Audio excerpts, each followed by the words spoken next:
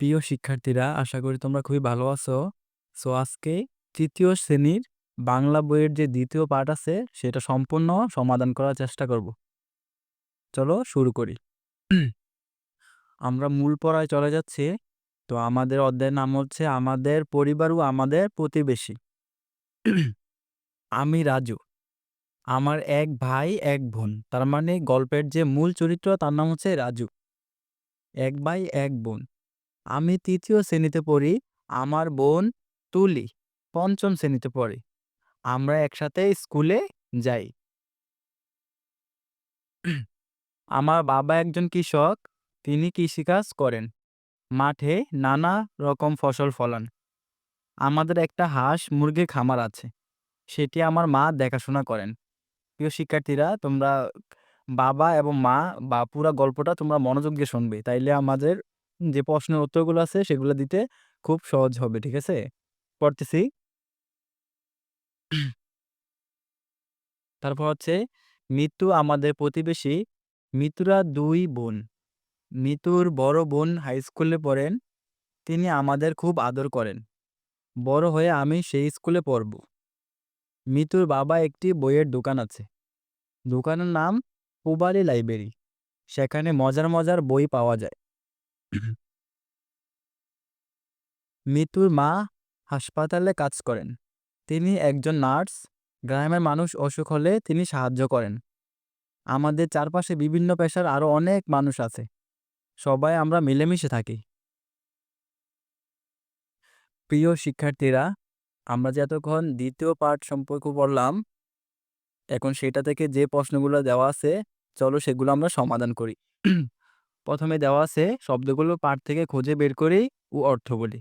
এখানে দেওয়া আছে, প্রথমে দেওয়া আছে পঞ্চম। তো পঞ্চমের অর্থ হচ্ছে ৫। বাংলা কি হয় এটা? ৫। ফসল, ফসল অর্থ হচ্ছে শস্য। ফসল শব্দের অর্থ কি? শস্য। ৩ নাম্বার দেওয়া আছে খামার। খামার হচ্ছে যেখানে গরু, ছাগল লালন পালন করা হয়। ৪ নাম্বার দেওয়া আছে প্রতিবেশী। প্রতিবেশী কারা? আমাদের বাড়ির পাশে যারা বসবাস করে তারাই হচ্ছে আমাদের প্রতিবেশী। ৫ নাম্বার দেওয়া আছে নার্স। নার্স অর্থ সেবিকা। নার্স অর্থ কি? সেবিকা। ৫ নাম্বারে দেওয়া আছে পেশা। পেশা কোনগুলা? পেশা অর্থ হচ্ছে মানুষ জীবিকা নির্বাহের জন্য যে কাজ করে এটি হচ্ছে পেশা। আশা করি তোমরা এটা খুব সহজে বুঝতে পারছো। চলো এবার খালি ঘরটা পূরণ করি। ২ নাম্বার হচ্ছে খালি খালি জায়গায় শব্দ বসাই। আমরা এখানে যে উপরে বক্সগুলোর মধ্যে যে উত্তরগুলো দেওয়া আছে সেগুলো সঠিকটা নিয়ে এখানে ১ম টার মধ্যে মানে সবগুলোর মধ্যে যেটা হবে সেটা নিয়ে পূরণ করব। ঠিক আছে? এখান থেকে শব্দগুলো নিয়ে। তো ১ম দেওয়া আছে ২ বছর পর আমি ড্যাশ শ্রেণীতে উঠব। তো আমরা জানি রাজু বর্তমানে ৩য় শ্রেণীতে পড়ে।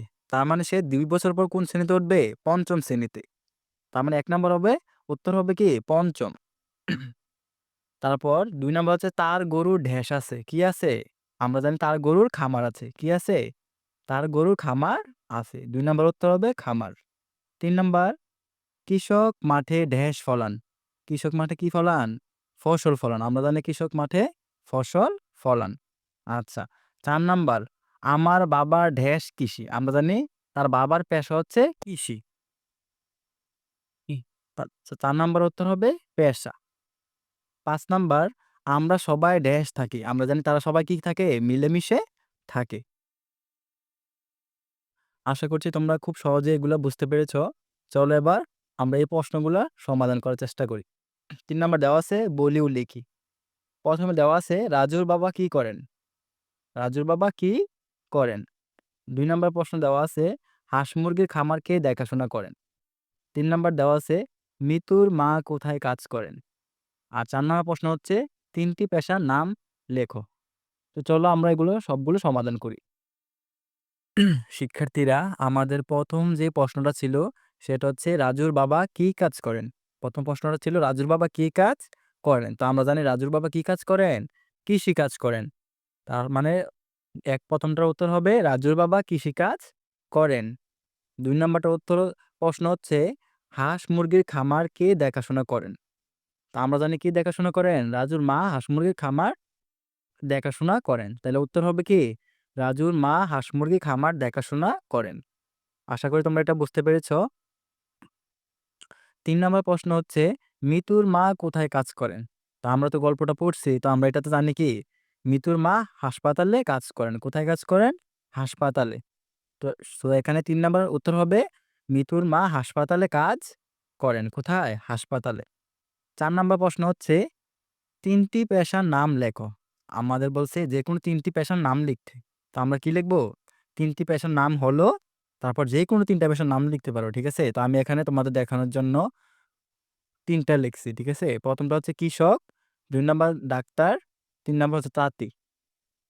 তোমরা চাইলে তোমাদের নিজ থেকেও দিতে পারো।